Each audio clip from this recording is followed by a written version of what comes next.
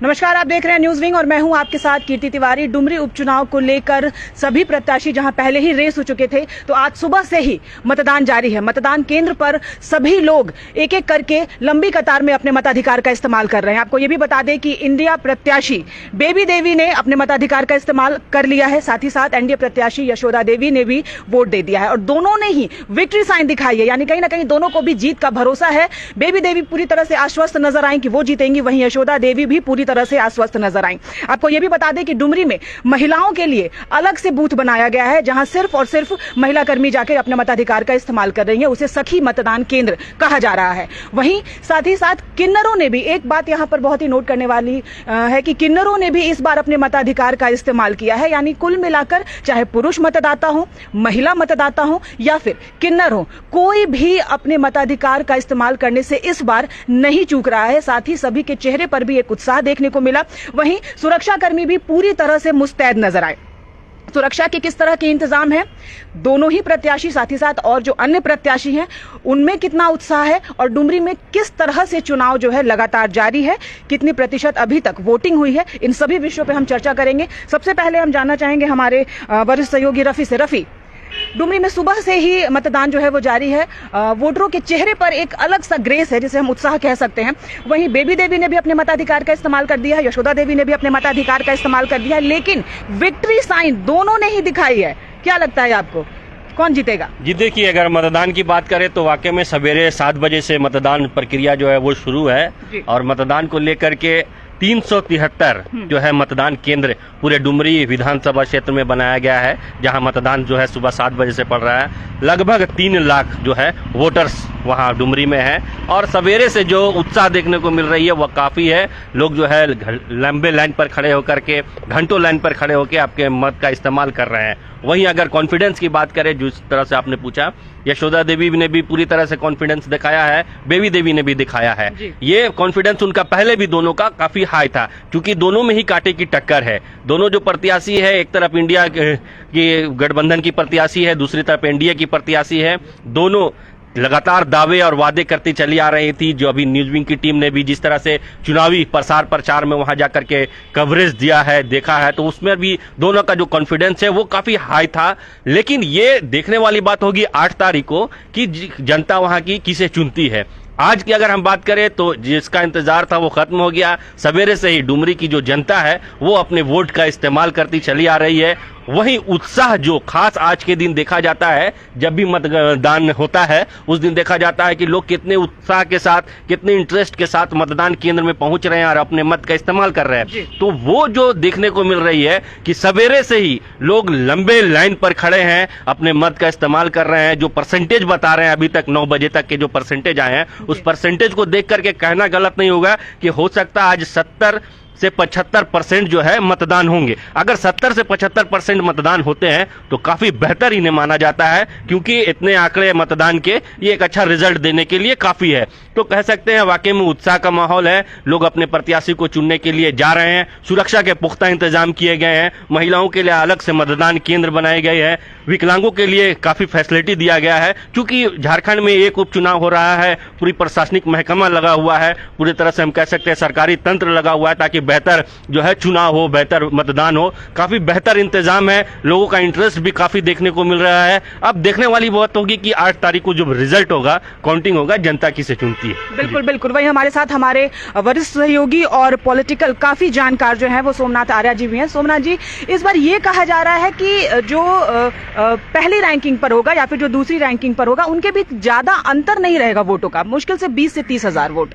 ये खुद प्रत्याशी भी एक्सेप्ट कर रहे हैं। सबसे बड़ी बात यह है कि पिछला जो चुनाव हुआ था उसमें जो प्रभाव था जगन्नाथ महतो जी का, उस प्रभाव से जो वोटों का जो एकीकरण था वो खास मायने रखता था। सबसे बड़ी बात यह है कि उस बार आजसू जो है भारतीय जनता पार्टी के साथ नहीं थी। इस बार बीजेपी के साथ भारतीय जनता पार्टी है और आजसू की जो आक्रामकता है इस चुनाव में, जिस भी लेवल पे उन्होंने इस चुनाव को एक सूत्र में बांधने का काम किया है, तो केवल चुनाव सूत्र में नहीं बंधाया, बल्कि इसके साथ ही बंधाया है मतदाताओं को अपने पक्ष में करने की ताकत भी। और इसलिए यह जो कांटे की टक्कर लगातार कही जा रही है, इसलिए भी कही जा रही है कि आजसू और बीजेपी का जो गठबंधन हुआ है, और आजसू की खास पकड़ भी है। आपको पता होगा कि आजसू वहाँ से संसदीय क्षेत्र का प्रतिनिधित्व भी करती है, और चंद्र प्रकाश चौधरी जी वहाँ आजसू से सांसद भी चुने गए हैं। तो एक सांसद का जो प्रभाव होता है, वो प्रभाव इस चुनाव में भी दिखेगा। लेकिन एक दुर्भाग्यपूर्ण पहलू ये है कि कम से कम 24,000 जो वोटर हैं वो डुमरी उपचुनाव में इस बार मौजूद नहीं है। वो रोजगार की तलाश में पलायन कर चुके हैं। वैसे युवकों को, वैसे युवतियों को इस चुनाव में लाने के प्रयास किए गए, लेकिन अंतिम समय में कुछ हद तक सफलता मिली है। लेकिन ऐसे लोग जो पलायन की बड़ी समस्या है डुमरी उपचुनाव में, उनकी भागीदारी नहीं होने से कुछ वोटों का बिखराव भी होगा और प्रतिशत थोड़ा कम भी आने की संभावना है। जी जी, हमारे साथ मनीष भी हैं, हमारे सहयोगी। मनीष, आपको क्या लग रहा है? बेबी देवी भी आश्वस्त नजर आई, यशोदा देवी भी आश्वस्त नजर आई। वोट प्रतिशत जो है इस बार कितना जा सकता है? क्योंकि मतदाताओं में जो है वो काफी उत्साह है। हमने इससे पहले भी उपचुनाव देखे हैं, रामगढ़ उपचुनाव में भी ठीक इसी तरह का उत्साह देखने को मिल रहा था और अचानक से पासा पलट गया। इस बार क्या लगता है? देखिए कीर्ति, सबसे पहली बात है कि वहाँ का जो एनडीए गठबंधन और इंडिया गठबंधन दोनों में नेक टू नेक फाइट है। ये जब हमने वहाँ पे गए गिरिडीह जाके, वहाँ पे जमीनी स्तर पे मैंने देखा कि जब रिपोर्टिंग की है, तो जब जनता से बात किया, पहले से यहाँ से लग रहा था कि नहीं बेबी देवी जीतेगी, लेकिन वहाँ से जाने के बाद कहीं ना कहीं ये लगा कि नहीं, अब नेक टू नेक फाइट है। दोनों के समर्थक हैं, दोनों उत्साहित हैं। अगर आज की बात करेंगे, जो भी आजसू के कई नेताएं वोट देके निकले हैं, उन्होंने कहा कि बदलाव के लिए जनता वोट कर रही है। इससे आप भी समझ सकते हैं बदलाव मतलब यशोदा देवी की जीत होगी। दूसरी बेबी देवी के जो भी निकल रहे हैं, उन्होंने कहा कि नहीं, इस बार जो है जगन्नाथ महतो को श्रद्धांजलि सभी लोग वहां की जनता दे रहे हैं। दोनों अपने अपने दलीलें दे रही है कि दोनों अपने अपने जीत को लेकर आश्वस्त बता रही है। लेकिन देखना होगा कि कई चीजें ऐसे यशोदा देवी ने कहा है कि आपने उन्हें 4 बार मौका दिया, आप हमें 1 बार मौका दे। लेकिन वही जो स्वर्गीय जगन्नाथ महतो की पत्नी है बेबी देवी ने कहा कि हमें एक मौका मिलनी चाहिए, हम जो भी समय मिला है वो काम करके दिखाएंगे। इसलिए क्योंकि अभी आपको भी पता है कि वो मंत्री है, मंत्री रहते हुए जितना काम कर सके, उनकी जो समर्थक है वो अलग बयान दे रहे हैं। लेकिन अभी जो एनडीए गठबंधन है, ये लोग काफी आश्वस्त दिख रहे हैं। बाबूलाल मरांडी हो, उन्होंने लगातार चुनावी रैली की है। बीजेपी से कई बड़े नेता वहां पे चुनाव में प्रचार किए हैं। आजसू के सुदेश महतो एक ऐसे नेता हैं जो सिल्ली से विधायक है, वो लगातार मेहनत कर रहे हैं। वो डेली वहां पे हर प्रखंड में, गांव में जाकर प्रचार कर रहे हैं कि इस बार यशोदा देवी के पक्ष में वोट करें, हम डुमरी का विकास करेंगे। लेकिन देखना, जनता को भी समझना पड़ेगा आखिर किन्हें वोट देगा। क्योंकि कई लोगों ने कहा कि हम लोग विकास के नाम पर वोट देंगे। आखिर विकास, आगे लगता है दोनों पार्टियों को कहना है कि हम लोग विकास के नाम पर वोट देंगे। लेकिन सुदेश महतो देखिए इतना मेहनत किए, आपको देखना होगा कि आखिर जो किन्हें जीत मिलती है, ये देखने वाली बात होगी। जी बिल्कुल बिल्कुल। सोमनाथ जी, यहाँ पर एक चीज समझने वाली है, क्योंकि अभी हमने कल भी खबर देखी कि इस बार जो है, चाहे वो विधानसभा चुनाव हो या उपचुनाव हो, पैसे का लेन देन बदस्तूर जारी रहता है। इधर विगत कई एक सप्ताह की अगर हम बात करें या 10 दिन की हम बात करें, तो 2 से 3 गाड़ियों से पैसे बरामद हुए हैं। हालांकि बहुत ज्यादा अमाउंट में पैसे बरामद नहीं हुए, कहीं से 1,70,000, कहीं 1,40,000, लेकिन पैसे की बरामदगी हुई है। साथ ही साथ जो सांसद चंद्र प्रकाश चौधरी, जिनका आपने जिक्र किया, उनके घर देर रात उनके आवास पर रेड भी डाली गई। ये क्या मायने निकल रहा है इसका? सबसे बड़ी बात है, इस रेड को भी समझिए और जो पैसे की बरामदगी है उसको भी समझिए। दोनों अलग अलग विषय है। पहले हम आते हैं पैसे की बरामदगी को लेकर के। एक जगह से जो पैसे की बरामदगी पहली मर्तबा हुई है वो 10 लाख रुपए की हुई है, फिर 1,70,000 रुपए की हुई है।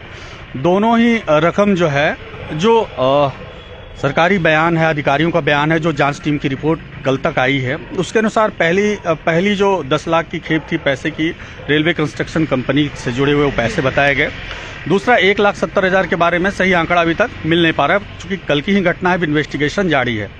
तो पैसे की बरामदगी का खेल, दरअसल अगर राजनेता इतने चतुर और चालाक होते हैं कि पैसे, उनकी बरामदगी को पकड़ पाना किसी ना एजेंसी के बुते से की बात है, ना कोई इतनी वो गोपनीयता बरती जाती है उसमें, जैसा कि देखा है कि रातों रात वो खेल होता है और पूरे पॉलिटिकल लीडर्स को, चाहे उसकी मॉनिटरिंग कमेटी को पता होता है कि पैसे का जो लेन देन है, बंटवारा है, और किस तरह से पैसे के बलबूते वोटरों को खरीदा जाए। हालांकि लोकतंत्र के लिए बहुत ही खतरनाक है पैसे से वोटों का खरीदा जाना।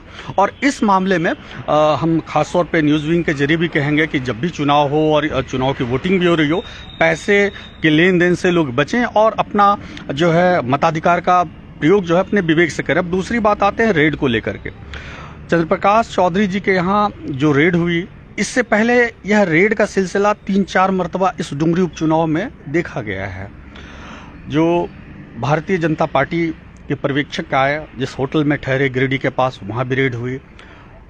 सांसद चंद्रप्रकाश चौधरी के यहाँ भी रेड हुई। हालांकि पैसे की बरामदगी नहीं हुई, लेकिन इस रेड को इस तरह से समझिए, अभी मौजूदा जो सरकार चाहे केंद्र में हो या राज्य में हो, आपने राज्य को देखा होगा कि जिन जिन जगहों पर भारतीय जनता पार्टी की सरकार नहीं है, जहां उनका बहुमत नहीं है, उन जगहों पर चुनिंदा लोगों को केंद्र सरकार अपनी ताकत के बल पे ईडी के जरिए, सीबीआई के जरिए, जांच एजेंसी के जरिए उनको जो है निशाने पे ले रही है। तो जिन जगहों पर उनकी सरकार नहीं है, यह जो है किस्सा वही दोहराया जा रहा है, जिसकी लाठी उसकी भैंस। तो आप मान सकते हैं कि यहाँ पर वर्तमान दौर में झारखंड मुक्ति मोर्चा की सरकार है, तो जितनी सामर्थ्य स्टेट गवर्नमेंट को है, उनके पास जितनी प्रशासनिक शक्तियां हैं, उसका दुरुपयोग करना या सदुपयोग करना, दोनों ही केंद्र में वो खुद को लेकर चलते हैं। और ब्यूरोक्रेसी का पूरा जो केंद्र है, वह जो है कहीं ना कहीं उनके गाइडलाइनर है, कहीं ना कहीं पॉलिटिकल एडवाइजर है, उनको वो गाइड करते हैं कि इस तरह की जो कहानी है आप भी दोहराएं और एक भय का माहौल पैदा करें, दबाव की राजनीति करें। लेकिन कुल मिलाकर यह जो है केंद्र में भी हो रहा है और वही पुनरावृत्ति राज्य में भी हो रही है। महज यह पॉलिटिकल खेल है, राजनेताओं की सब्जबाग है, और इस तरह के पूरे खेल में चुनाव में गर्मी भी बढ़ती है, राजनेताओं के चेहरे से पसीने भी छूटते हैं, और हुक्मरान अपना इक्का, पासा और ताश के जितने 52 पत्ते एक एक कर इस चुनाव में फेंके जाते हैं। चलिए, तो पैसे का लेन देन जो है वो सिर्फ चुनावी सरगर्मी के लिए ही है। रफी, इमोशनल ड्रामा इस बार जो है वो सबसे ज्यादा अगर कुछ देखा गया है डुमरी उपचुनाव में, क्योंकि इसके पहले भी 4 उपचुनाव हो चुके हैं, ये 5वां है मेरी समझ से, 6ठा है उपचुनाव, तो इसमें इमोशनल ड्रामा जो है वो सबसे ज्यादा देखा गया है। जी, वाकई में आपने ठीक कहा कि इस बार का जो चुनाव हो रहा है, उपचुनाव, इमोशनल ड्रामा बहुत चला, इमोशन के साथ खेलने की कोशिश की गई, ये कहा जा सकता है। क्योंकि वाकई में अगर देहांत हुआ है जगन्नाथ जी का, दुखद बात है, वो समय से पहले वो चले गए, बहुत दुखद बात है। इधर यशोदा देवी के पति भी नहीं है, वो भी स्वर्गवासी हो चुके हैं, ये भी दुखद बात है। दूसरी तरफ यशोदा देवी का जो बेटा है, उन्हें कोई बीमारी है, ये भी दुख की बात थी। लेकिन ये अपने अंदर की बात है, इसे जनता के साथ साझा कर करके जनता का इमोशन या जनता का वोट कलेक्ट करना, ये कहीं ना कहीं मुझे लगता है लोकतंत्र में सही नहीं है।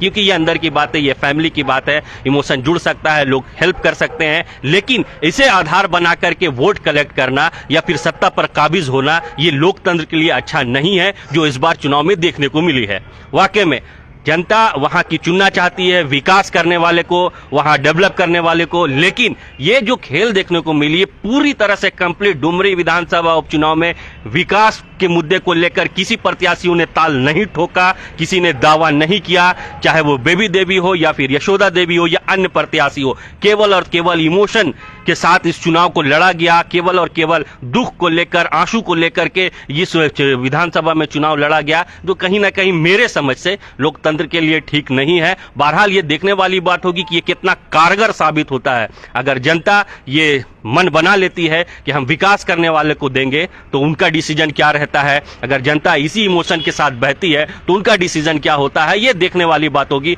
लेकिन कुल मिलाकर के वाकई में आंसुओं का खेल और दर्द का खेल इस बार चुना है। दूसरी तरफ जहां इस बार अगर हम चुनाव की, जिस तरह से आप हमारे सहयोगी, सीनियर सहयोगी और एन से बात कर रहे थे कि रेड पड़ा, छापेमारी हुई, वाकई में इस बार यहां पर बहुत कुछ देखने को मिली। जिस तरह से चंद्र प्रकाश चौधरी जो सांसद है, उनके आवास में जिस तरह से छापेमारी की बात सामने आई है, उन्होंने लेटर लिख करके लोकसभा स्पीकर को इस बात की इत्तला की है और साथ ही उन्होंने कार्रवाई करने की मांग की है। वहां के डीसी, एसपी और जो थाना प्रभारी थे उन पर यह भी बाद में देखने को मिलेगा, ये बड़ा एक्शन हो सकता है, क्योंकि जो सांसद है उनके आवास में इस तरह से छापेमारी करना कहीं से भी उचित नहीं है। दूसरी तरफ हम बात करें तो जिस तरह से जेएमएम बीजेपी का आरोप था कि 2 उनके कार्यकर्ताओं का अपहरण कर लिया गया इस चुनाव में, तीसरी तरफ बीजेएमएम का आरोप था कि आजसू के जो प्रत्याशी है उनके द्वारा पैसा बांटा जा रहा है। तो एक उपचुनाव में वो सारी चीजें देखने को मिली जो पूरे विधानसभा, जिस भी स्टेट में विधानसभा का चुनाव होता है, इलेक्शन होता है, वो सारी चीजें देखने को मिलती है,